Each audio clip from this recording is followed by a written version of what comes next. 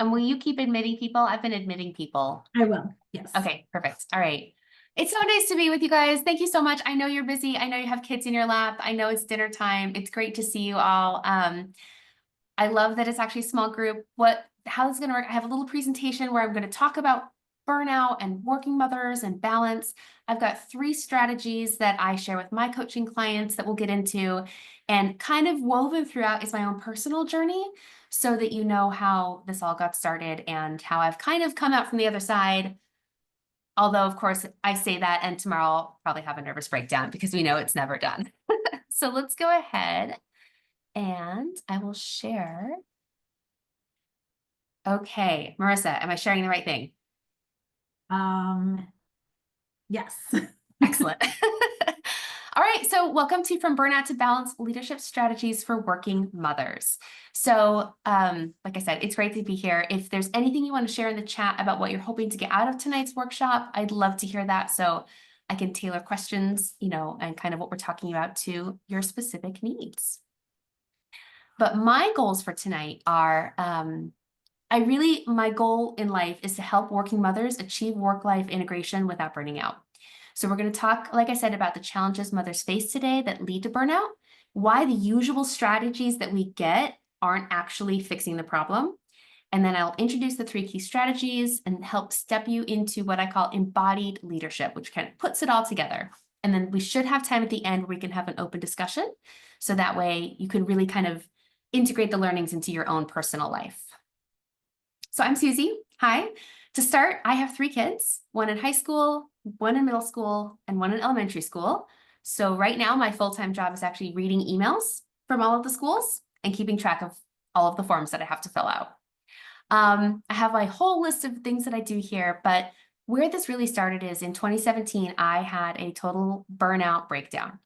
And I'll tell you the whole story in a little bit, but I wanted to mention it here as part of my why I care about this topic page. It took me a few years to kind of really recover and heal. And in 2023, I completed my master's degree in women, gender, spirituality, and social justice with my thesis as a study of motherhood as a socially constructed identity. So Kaylee, we should definitely talk about academic motherhood. And then last year, I finished my professional coaching certification. So now I'm a professional coach. I'm also a yoga teacher. I serve on the board of a maternal action and scholarship organization, and I just launched a new Substack. So all of this to say, everything we're talking about today comes from my personal lived experience as a burnt out working mom of 3, comes from my academic understanding of the pressures placed on mothers in particular, and it comes from my professional work as a coach working with women. That's my why I'm here. So we're going to dive right into why balance can feel so elusive for mothers today. And I know I'm preaching to the choir here. I know you all know this, but sometimes it helps to get a little bit of a reminder. Research shows that working mothers are some of the most stressed out people in the workforce. Did you guys read the Surgeon General's advisory that came out last August about working parents? Over the past decade, parents have consistently reported higher levels of stress, so much so that it's actually become a critical public health issue. And mothers in particular face that challenge of balancing work and family and face even extra social pressures, the expectation to be a perfect mother, to be a perfect partner, an employee, all while adhering to outdated gender norms and stereotypical roles, right? The modern workplace is not designed for motherhood. In many workplaces, the idea of a good employee, right? Someone who stays late, answers emails on the weekends, this does not accommodate the needs of a mother, which leads to unrealistic expectations, just a lot of pressure. And then, of course, for women of color, for LGBTQ mothers, and other marginalized groups, the pressures are even more intense because of systematic biases and discrimination. I am extremely alarmed at how many workplaces are rolling back on their equity initiatives lately. Honestly, it feels like this is going to set us back decades, but especially when workplaces are still rooted in systems that haven't ever even considered the needs of mothers in particular. So anyone who doesn't fit into this kind of idealized, historically male model of work feels like an other, like on the outside. So all of these factors, societal pressures, gender norms, structural inequality, really create the perfect storm for burnout. And burnout is not just about feeling tired, right? It is a physical, emotional, and mental exhaustion that rest by itself does not fix. So signs of burnout can include, constantly being tired, but also having trouble sleeping, lack of motivation. Physically, it can show up as headaches or getting sick. And then for moms, you might have this growing sense of guilt. So like not only are you feeling totally burnt out and exhausted, but then there's that extra layer of guilt, like you're not doing enough for your kids, your work, or yourself. So I know this from personal experience. So in 2017, I hit a wall. At the time, my kids were little. I was working a full-time job in high pressure sales. My husband was full-time working and he was traveling constantly. We were both running on empty. We were drinking too much coffee, eating too much takeout, drinking too much alcohol, and basically completely neglecting our health. And it really all caught up to me in the form of complete emotional numbness. So we lost a pet bunny and I couldn't cry. My favorite song would come on the radio and I couldn't feel joy anymore. I was just going through the motions and I recognized it, like that it was a problem, but I was so numb and tired and overwhelmed that I couldn't actually do anything about it. I started looking for other jobs, but that just felt like overwhelming. And it wasn't a moment of awareness. This wasn't like an aha moment. It was like a slow buildup until I just found myself completely shutting down. And this is something that many mothers can experience. It feels like we're doing everything, but we're not doing any of it very well. That feeling is it's a direct result of burnout. And it's something I work with my clients to prevent every day. So if any of this is resonating with you, it's a signal to start to slow down, kind of take stock of what you're dealing with and reassess maybe what's not working. And we're going to talk about that tonight. How are we on the chat? I can't actually see the chat. So if anything is like urgent. No, no Okay. questions, but just Okay. good Okay. comments. Okay. We can talk I about. can't wait to read them. Yeah. Okay, great. So I wanted to address usual strategies because I remember Googling like what to do when you're exhausted and you're a mother of 3 kind of thing. And it's like, have a date night with your husband. Like, are you freaking kidding me? Date night, set better boundaries, like manage your time better, buy this planner. I'm already great at managing my time. I came out of the womb with an organizer. Like I'm good at that. And I was still getting overwhelmed, right? These suggestions are well-intentioned and they have some value, but like they're incomplete partly because they don't address the larger structural issues that I talked about in the beginning, right? What these solutions do is these place all the responsibility back on the individual mothers themselves without even acknowledging that there are larger forces that shape our lives. We're doing our best in a system that wasn't built for us to thrive in. So because this issue isn't about scheduling or boundaries, it's really about a society that demands too much from us while giving too little in return. If you guys take anything away from tonight, it is this: burnout is not a personal failure. If you are exhausted, if you are irritable, if you are detached, if you're unmotivated, it's not because you're not trying hard enough. It's not poor planning or like a lack of willpower. It is the natural consequence of like impossible expectations. We were never meant to meet like endless productivity work standards, right? We were not meant to raise children in like little isolated homes all by ourselves.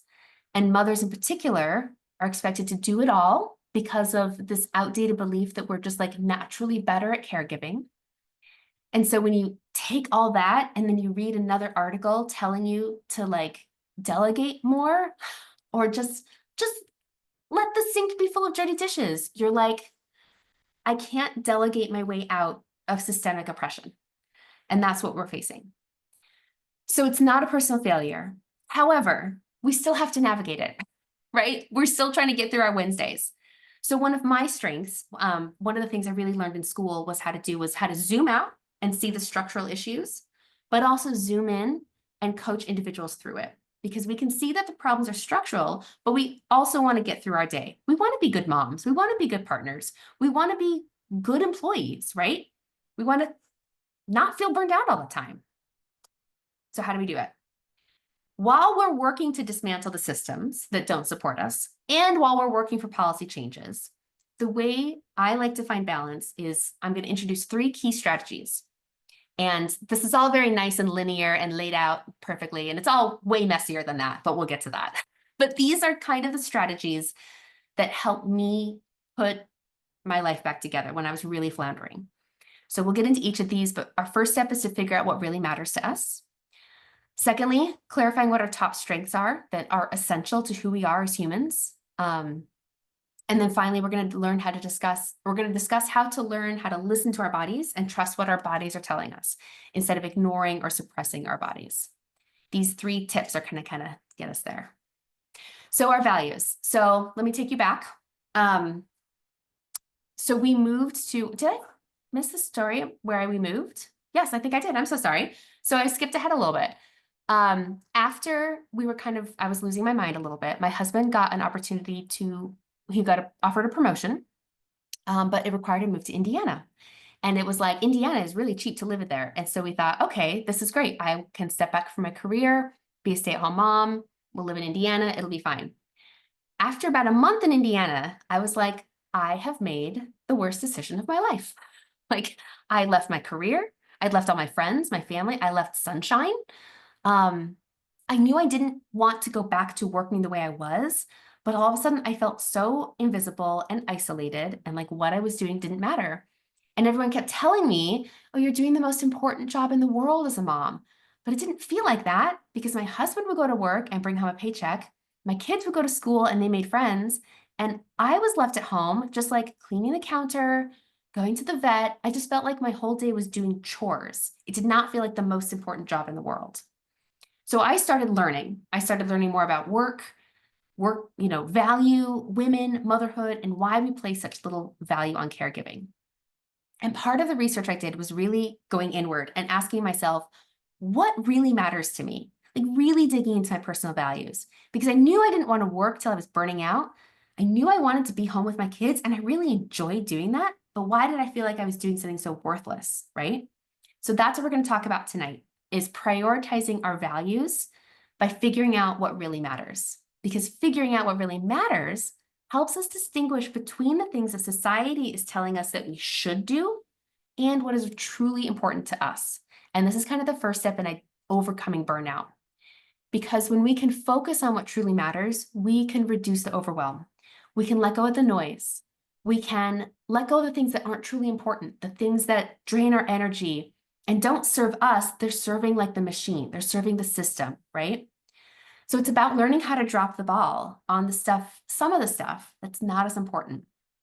Because when you are heading towards burnout or when you're in it, it is really easy to feel like all of the things have to get done and they're all equally urgent, and letting go of anything means you're total failure. And this is a downward spiral, if you've ever been in it, that, the more stuff we feel like we have to do, the less energy we have to do any of it. And then the more urgent it feels, and it just builds up. But when we can figure out our top values, the things that really matter, it helps us make intentional choices about where to invest our time and energy and where to let go. So the way we do this is, the first step is to get really clear on your top values. And there's a number of different ways we can do this. I have a follow-up email I'll send you guys that'll include a link to Brene Brown's list of values. But tonight we can do a really quick exercise. It's short and it helps you visualize what's important. So if you have a moment, you can close your eyes. If you have a child on your lap and you can't close your eyes, that's okay. What you're going to do is you're going to start to think about your ideal day. So you can, like I said, close your eyes and imagine the whole day and write notes or jot down key elements as you think of them. But think if you are living in your ideal day, and it can be now or some imaginary future, how does your day start? Like, who do you get to see that day? How do they make you feel? What do you spend your time doing? How does that make you feel? What are you not doing? So we'll take just like half a minute and think about your ideal day. Start to see what's coming up for you that really matters, that you want to spend your time on, your energy on. I'm going to take a drink of water.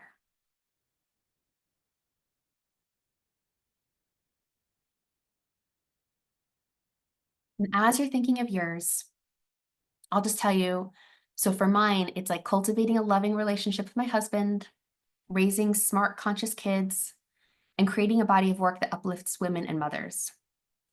And I've done this work over years, so it's really easy for me to rattle those off.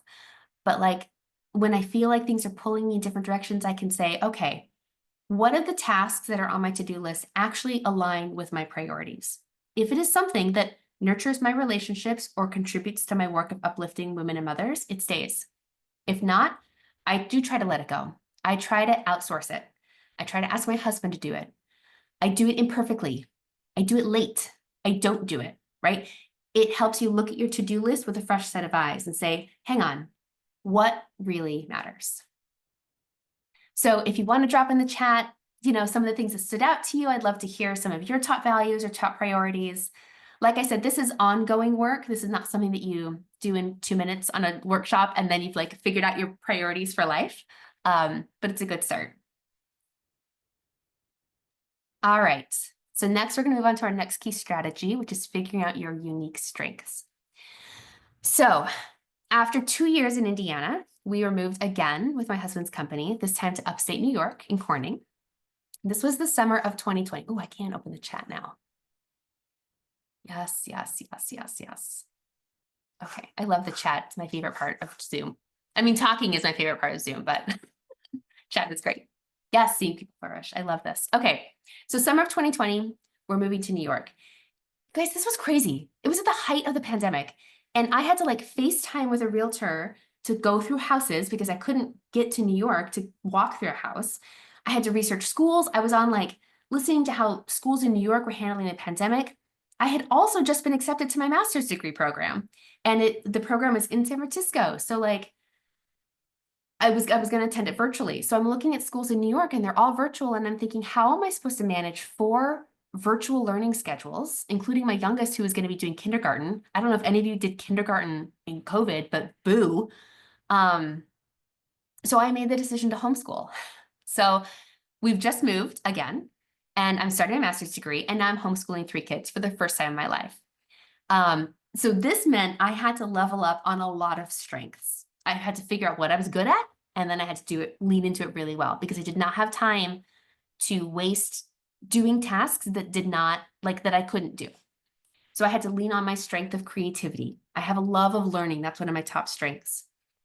If you guys did a chance to fill out the assessment that I sent out earlier this week, great. Maybe you have your top strengths. But this is the second key strategy we work with tonight. Uncovering your key strengths gives you this way of living in kind of like a way that's effortless. Because these are your qualities and traits that come most naturally to you. They're at the core of who you are. You don't have to try so hard. These strengths are who you actually are. So the developers, what it uses is the VIA Strengths Finder. And I will send out the link in my follow-up email. So if you didn't have a chance to do it, you can do it. And I actually, on the next page, will go into it.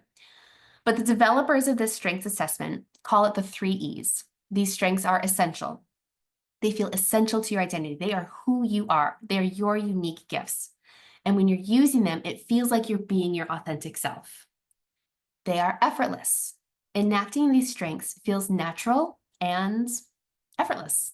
It's like they just flow through you without needing a ton of extra effort or forcing it.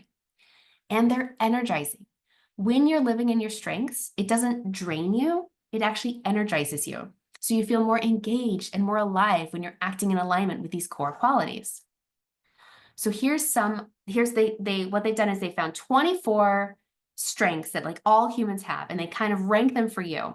And I know what we do when we get these assessments. We go to the bottom and we're like, oh, those must be weakness. No. We just focus on the top. Those are your core strengths. So the beauty of identifying your signature strengths is that it helps you lean in to what's already working best for you without having to try so hard, right? So instead of forcing yourself into roles or activities that feel draining, you can focus on the ways to leverage your strengths. So like I said, this is the list of strengths. And even if you didn't take the assessment, you can start to look at these and think, like some of these really resonate with me. So maybe take a moment. You can either jot down in the chat or on a notepad, like, what are some of your top strengths? And while you're thinking about some of your own top strengths, I'll give you a few examples of how this works. One of my top strengths is social intelligence, and that means I know how to read a room really well. And it's why I love giving presentations like this. So hopefully you guys can see that I light up when I get to like talk to a group of like interesting dynamic women and we get to have these conversations. It doesn't feel hard for me.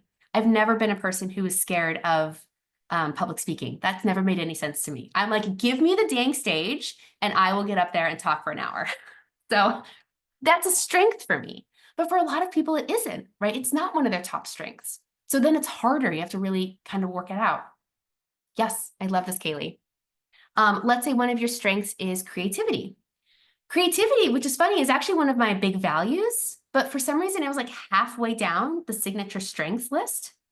But that doesn't mean I don't have creativity. It's just not it's something I have to work at a little bit more. If it's one of your top things and you're in a role or doing tasks that require a lot of creative problem solving or coming up with new ideas, you feel energized and engaged. But if you're stuck in like a routine or you're doing repetitive tasks over and over again, you might feel drained and uninspired. Alternatively, if creativity is not one of your top strengths and you've just been handed a project that's like, hey, come up with like top 3 ways, we can help this new project get off the ground. You're like, oh, I don't know what to do. So you can start to see how living in your strengths can energize you and engage you and not burn you out. And not living in your strengths can do the opposite. Yep. I love this. Oh, I love you guys doing your strengths already. So good. So hopefully this starts to help you see like how you can feel more balanced and less overwhelmed. When we're doing things that we're naturally good at, it actually creates a sense of energy. So one of the things burnout does is it saps us of all of our energy. When you're working in your strengths, you actually feel more energized and you feel fulfillment, and that counteracts the burnout. Awesome. All right, another drink of water. So for our final strength tonight, or strategy, we're going to tune into our bodies. So for me, this goes all the way back to the year 2000, the year I graduated high school. I am the oldest millennial. Thank you very much. I was when I took my first yoga class. So I've been practicing yoga now for 25 years. I started teaching it in 2009 when I was pregnant with my first son. And the philosophy of yoga has taught me so much about the world and myself.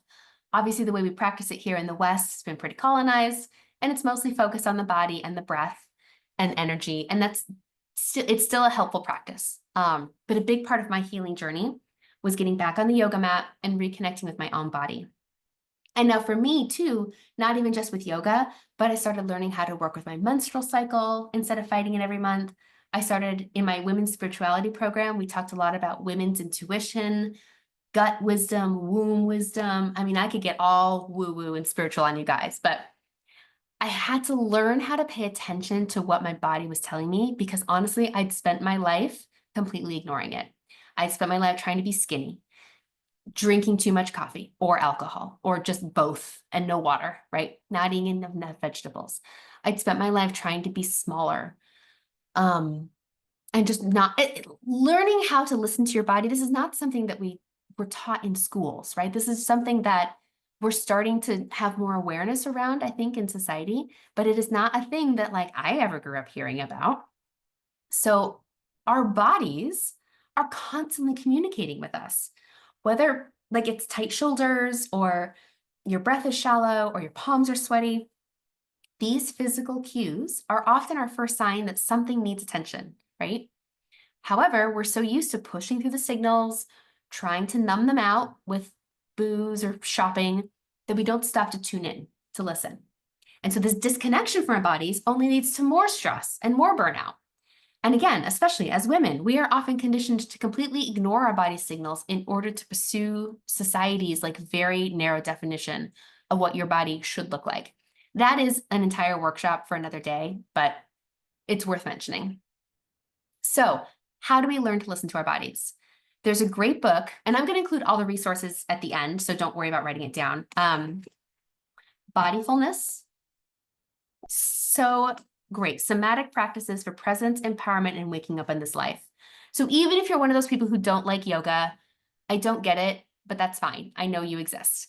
There are other things. This book really helped me understand the concept.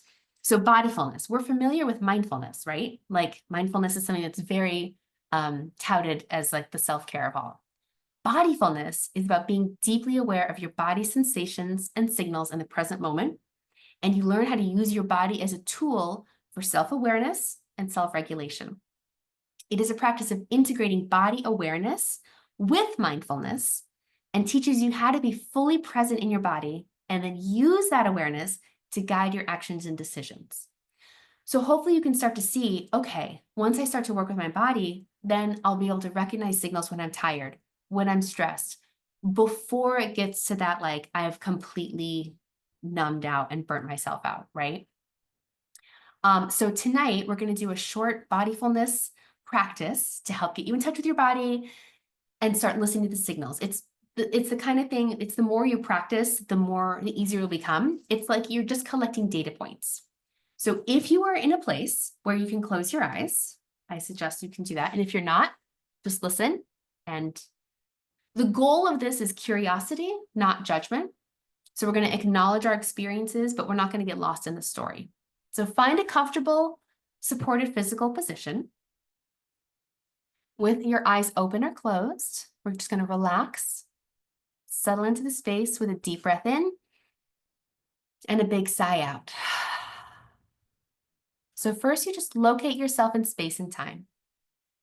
You're going to picture the walls, the floor, ceiling, the windows and doors. Notice any sounds. Engage your other senses. Notice if you smell anything, sensations like air or clothing on your skin. Start to locate yourself in the room by feeling the points of contact between your body and the chair or the floor. And then we're going to perform a physical body scan. So just start to imagine your body. You can start from your feet and slowly move upwards. And we're just noticing any sensations like warmth, coolness, discomfort, ease, softness, tightness. We're noticing without attaching any story to it, why you might be feeling this way. Just a quick snapshot of what your body is doing in this very moment.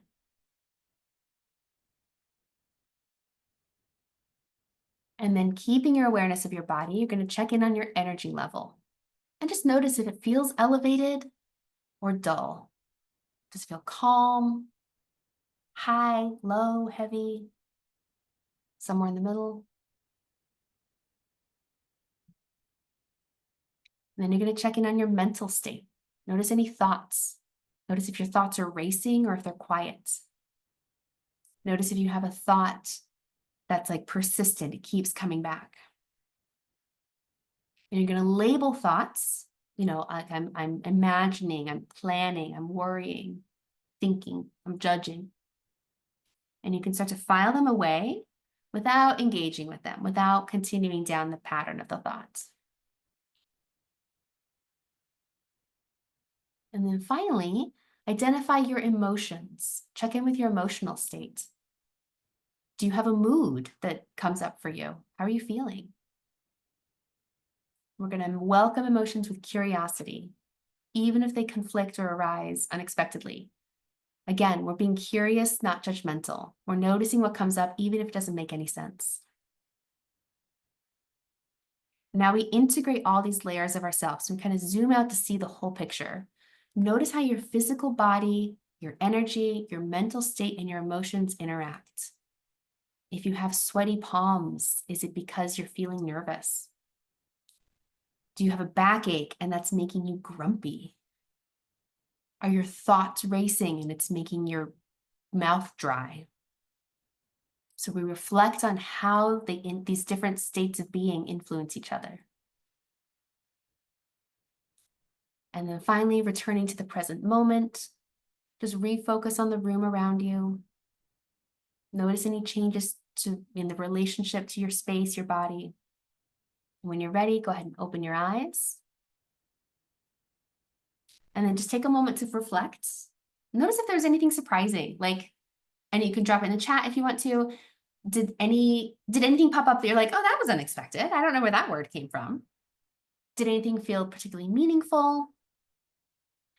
And you can do this practice. I mean, that took like 4 minutes. It's a quick snapshot that you can do at different times of the day, when you're standing, when you're driving, when you're going to bed at night. And again, it's just data collecting. So for my researchers out there, we're just learning about our bodies with curiosity. And then you can start to notice patterns. Okay, on Friday nights, I am always exhausted, right? My body is telling me don't make plans to go out with friends. And then you start to act accordingly. So that's the next step, right? We listen to our body and then we make decisions based on what our body is telling us. Gosh, my hands are shaking. Maybe I don't need that third cup of coffee or fourth or fifth. No judgment. Did I just get really dark? Oh, I think I shook my hands and something sparkled. Whatever, Zoom. All right. So again, by practicing regularly, you're going to build a greater awareness of your whole self, right? It's not just your physical body, it's your emotions, it's your thoughts. And that's going to deepen your connection to these sensations and allow you to listen to your body more readily. So we are coming to the end of me talking at you. We've covered a lot tonight, from society's expectations of mothers and the reality of overwhelm that leads to burnout. A few strategies that I've used successfully myself and with coaching clients to prevent burnout. And I want to give you the closing to my story, as you have so graciously listened to me talk about my journey. So I want to be clear again. I have presented everything tonight in this like lovely, clean, linear progress, and that's not at all how it looked in real life. Like, it's been messy and full of tears and self-doubt and like calls to my mom and late night conversations with my husband. What am I doing? Who am I in this world? What's the point of it all? But a few years ago, I really started to feel better. I started pulling myself together. And after our last move to Virginia, that's where I am now. Hopefully we don't have too many more moves left. My master's degree was done. I started coaching women and mothers, and on kind of this process, just listening to their stories and hearing these themes come up and realizing, okay, I actually have some skills that I've developed. I have some strategies that have worked for me to help through this process. So last year, I officially finished my coaching certification program, and I've started taking more clients on with what I'm calling this embodied leadership. And that's why this workshop is titled Leadership Strategies for Working Mothers, because ladies, the world needs us. Like, things are happening and it feels like we need some more women in charge. I don't know. We need to lead in our home, in our work, in our community places. And so embodied leadership is really about taking leadership of your values, your strengths, your body, using your own unique gifts and skills to craft a life that feels more effortless. We're not trying to fit into some old traditional image of what a leader should be. We're going to take who we are in this body and in this world and lead, right? So that's what embodied leadership is. All right, so I'm about to turn on the presentation, and we have, oh good, we have time for a group. I was like, when I first did this, it was like 75 minutes long. And I'm like, that's not gonna work. I wanna talk to people. So before I turn the presentation off and we can start a group discussion, hopefully, I do want to extend a special coaching offer. Like I said, I'm a newbie coach. I'm still really getting, my practice started. I'm offering one free 60-minute coaching call for anyone who registered for the workshop. There's no like pressure or commitment, just a chance to get on a virtual call with me. We could talk about whatever you want, something that resonated tonight, a challenge you're working through, a job you're trying to get, like a goal you have, whatever. So I'm going to drop the link in the chat. This is where you can schedule your 60-minute call. Like I said, totally free of charge. You can also email me. You can find me on LinkedIn. I did just start a Substack too called Rebel Leaders. This is where I'm going to start talking about exactly what we've been talking about tonight, why we need leaders who lead differently. We're going to dismantle the old vision of leadership and do it differently. So now I'm going to turn the presentation off, and we can take the rest of the time to discuss kind of what some of your key takeaways. So I'm going to drop these questions in the chat.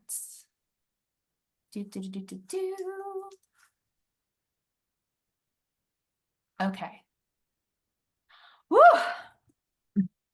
45 minutes talking nonstop. Nice job. Thank you. Yeah. So again, I'd love to hear from you.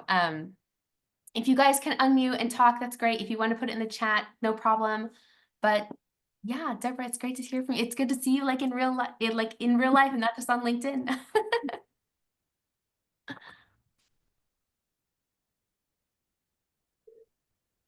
Well, thank you for sharing and for putting so much effort into this presentation. I feel like moms need a lot of feedback on how well they're doing. And you've taken the effort to go and study some more so you can present some research. And you do it in such a relaxed, laid back way. Thank you. So I really enjoyed it. And I feel like it's something that I could share with my sister, who is a new mom. And I've lived with her. Yeah. And her 10-month-old who runs, well, I could say he crawls around the house and all that. And she's trying to balance like exercising and, being able to do all the stay-at-home tasks while she's on maternity leave.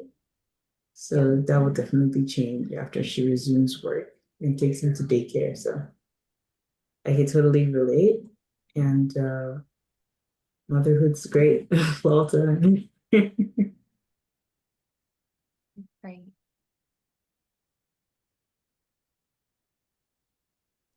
I just have to say thank you so much that as I was just dropping off a kid at Boy Scouts, some hand-me-downs to a new mom, and figuring out, should I go home and then try and finish the call from the car and put it on the laptop?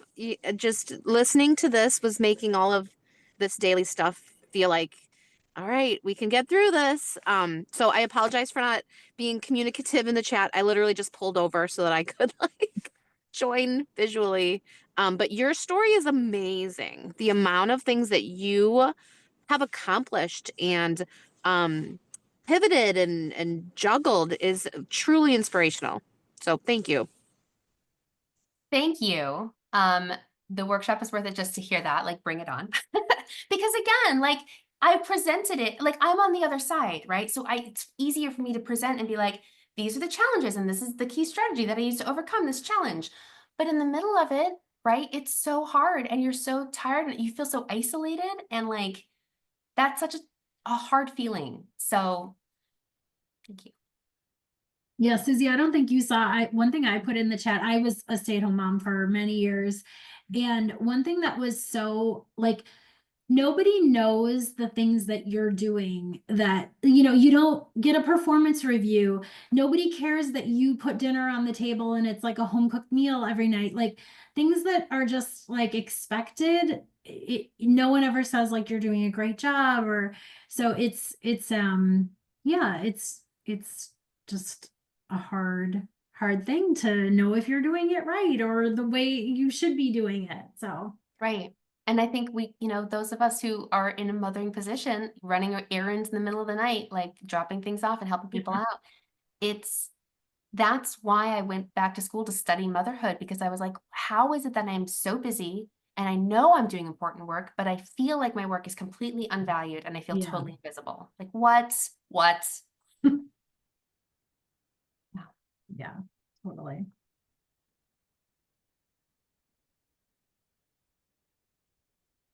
And anyone who's on the session, the fact that Susie is giving an hour of her free coaching is amazing. So please take advantage of that. We all need it for whatever stage that we're at. So thank you, Susie, for offering that. It's so nice. Yeah, I'll definitely be taking advantage of that. Thank you. That's an incredibly generous offer. And not only just because I've had to listen and not really do the exercises on the call, and I'd love a chance to like, I don't know, hear about that more and get a better sense of what that entails. But yeah, right now I'm trying to add to my plate and I don't know what to remove. Like I'm trying to go back to grad school and I'm trying to get a new job. And that's probably insane thing to do, but I don't know which to not do and what I'm currently doing to let go of and all that good stuff. So you'll be hearing from me. That's awesome. Yeah. No, and that's exactly like that's what coaching is all about, right? Is helping you answer those questions because there's no clear road book or playbook for some of this stuff, right? We want to make change in the world and want to do impactful, meaningful work. And it's hard to know what path is going to take us there. Thank you, Lindsay.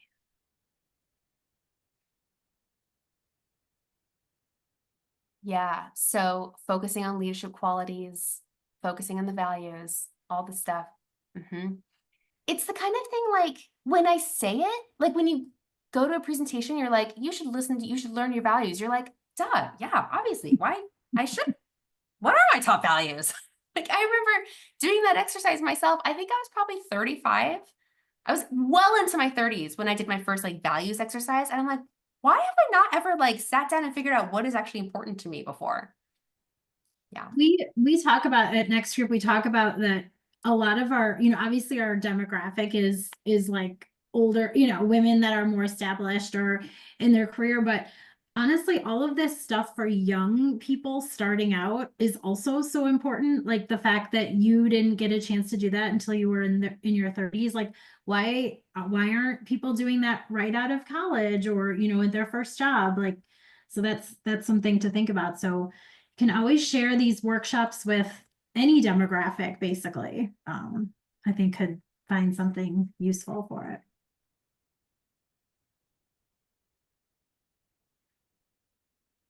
I guess I'm so spoiled because I've always been in touch with my values and been taught to live by them from Sunday school at church as a kid That's awesome. and like throughout my life. And I also did lots of schooling in psychology, like back to back from my undergraduate up till like the fourth year of my PhD. So it was like constantly something that I was always aware of and teaching other people to be. And so I'm humbled to hear that it's not very common after all. I think you're ahead of the game. It's a great place to be. Well, and also the fact that you said that not only do you identify your values or your strengths, but that those are the things that are easy then for you. Like I think people don't sometimes get that connect that those are going to be the things that you'll be able to do without much effort. So Well, and that's something I want to raise too, is what happens when your values conflict with each other, right? Like perfect example, today I'm working on this presentation. Like I wanted to give a really good workshop and presentation for you guys. And my kids are home because it's a snow day. So I'm like, my daughter's like, Mom, come build a snowman. Like, do you want to build a snowman? And I'm like, yes, I do. And I also want to work on this presentation. And so there's that feeling like it starts to creep in, like one is going to take away from the other. And I know enough now to be like, you know what? I know that I can actually do both. I know that I can go play with her. It doesn't take much. It's 20 minutes and then she's bored and cold, right? I can spend 20 minutes and I can build a snowman with her. And then I can go in and I can work on this presentation. It's not till tonight. I have plenty of time. It's already basically done. But like, I've learned enough to talk myself through that instead of just being like, feeling like, oh my gosh, I can't do either one of these. I'm failing at everything. Or like I'm with her and I'm feeling distracted, or I'm working on this and I'm feeling guilty, right? So that's a nice, neat example that happens today. But sometimes it's not as like tidy like that. Sometimes it does feel like your values are in conflict with each other and your strengths might not be the job that you're in, but you have to have this job because you have to bring home a paycheck. And so then what do you do? And that's when it gets a little bit messier. But having those values and knowing your strengths is at least a starting point. So you can start to work through these things. So you can start to think about what actions can I take that are going to align with all this and to help move me through this tough period, right? So, yeah. well thank you so much, everybody. Yeah. So yeah. Back. Yes. And I you all will be getting a follow-up message from both of us. Well, it's from Susie, but it'll come from Next Group and it'll have all the resources that Susie talked about and all of those things, the worksheets and things that she mentioned, or the Strengths Finder. I am going to put in the chat, we always have, like I mentioned, we always have workshops. We have another one coming up next week. So please, we'd love to see all of you. I think we do a really good mix of having like tactical workshops and some more like exploratory workshops. So there's something for everybody.